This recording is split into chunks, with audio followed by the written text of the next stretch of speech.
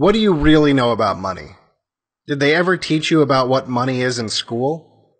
Or has most of what you think you know about money come from the propaganda media? Chances are, if you went to a government school, they never talked about one of the most important things when it comes to living and competing in America. Money.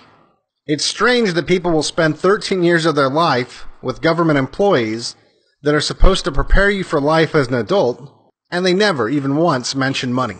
What it is, where it comes from, how to manage it in your personal life. What's more, most families don't even talk about money. And it's even considered taboo to talk about money with your friends. So what's the big secret? And it is a secret. The government is perfectly happy to keep everyone in the dark about the thing that many Americans focus on the most and spend their whole life trying to acquire. All this time and energy working for these little rectangle pieces of paper, and they know nothing about them. It's insane, really. But it goes to show you the power of the government's ability to socially engineer people. They've managed to get the entire population to spend more time working for globalist corporations and government agencies than they do with their own families, so that they can collect more of these little paper rectangles and nobody ever asks any questions. So for starters, let's talk about what money isn't. And when I say money, I'm going to focus on the American dollar, although it's pretty much the same for any currency issued by a government. Money is not a representation of something physical like gold, stored away in a vault somewhere like Fort Knox. While this was true at certain points in history, the dollar has not been tied to gold since Nixon took us off the gold standard in 1971. In theory, before that, you could exchange a dollar for physical gold, and dollars were simply more a convenient way of carrying around gold and exchanging gold for goods. Because of this, though, the government could only issue as many dollars as it had gold. This is how many people still think money works. But it hasn't worked like this for almost 50 years. So what is money backed by? What prevents the government from printing more paper rectangles now? The short answer is nothing. Absolutely nothing. That's why it was so important to the globalists that we got off the gold standard. The government wanted to spend more money than it had. This made countries that were doing business with the United States begin to demand payment in gold rather than these paper rectangles because they suspected the United States might be printing more of these paper rectangles than it had in gold. So Nixon's fix was to just remove the connection between gold and the dollar. I have directed Secretary Connally to suspend temporarily the convertibility of the dollar into gold or other reserve assets. This way, the United States could print as many paper rectangles as it wanted, no matter how much gold it had, and countries couldn't demand gold for payment. But that's not possible, you might say. Why is the dollar worth anything if it's not backed by anything?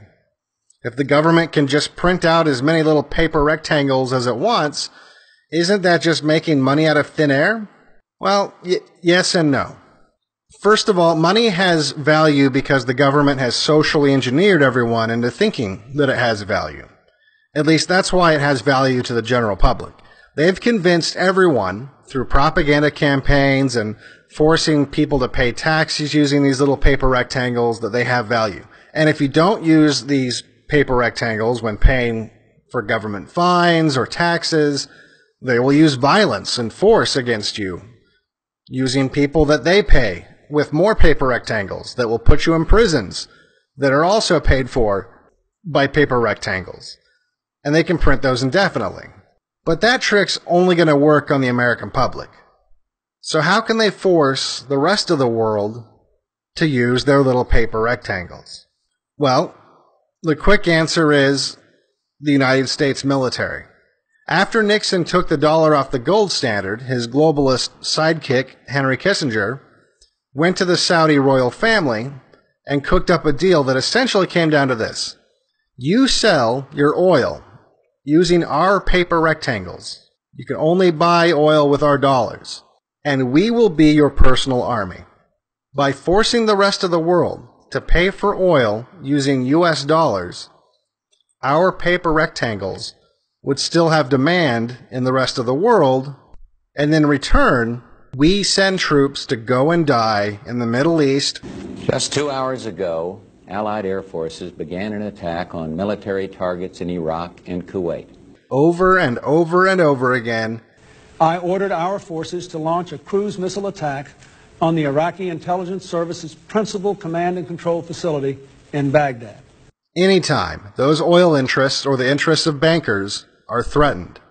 On my orders, coalition forces have begun striking selected targets of military importance to undermine Saddam Hussein's ability to wage war. And if the American people don't want to go to war because they don't understand this arrangement, we'll just lie to them. They took the babies out of the incubators. It was certainly planned by Osama bin Laden. Weapons of mass destruction. There is no question whatsoever that Saddam is seeking and is working and is advancing towards the development of nuclear weapons. No question whatsoever. We'll tell them we're spreading democracy around the world or protecting our so-called allies. And that, my friends, is what money is.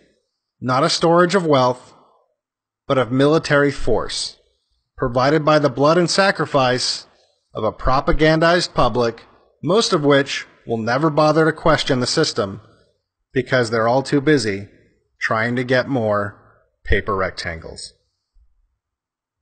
For Blackpilled, I'm Devin Stack.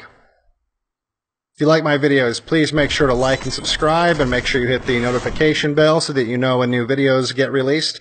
Also, if you'd like to support me with your own paper rectangles, you can do so at patreon.com/blackpilled. Alternatively, you can use cryptocurrency to support me with the addresses below. And I really do appreciate the support I've received so far. This is the only way I can keep doing this.